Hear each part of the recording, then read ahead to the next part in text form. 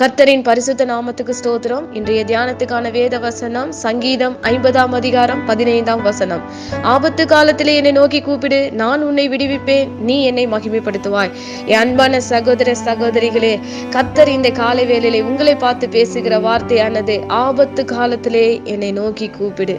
என் மகனே, என் மகளே, ஒருவேளை இந்த காலை வேளையில, இந்த நாட்களில நீ பலவிதமான நெருக்கத்தின் பாதையில நீ போய்கொண்டிருக்கிறான்.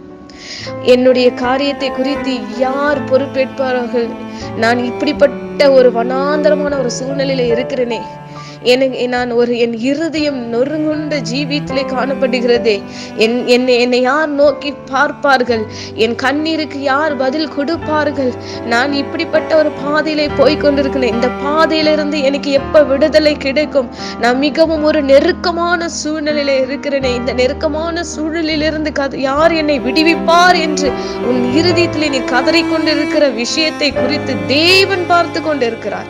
இந்த நேரத்திலே நீ அவரை நோக்கி மாத்திரம் கூப்பிடு, ஆண்டவரை நோக்கி கூப்பிடு.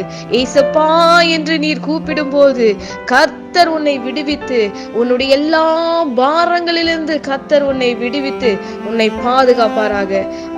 கர்த்தர் உன்னை ஆசீர்வதிப்பாராக. ஆமேன்.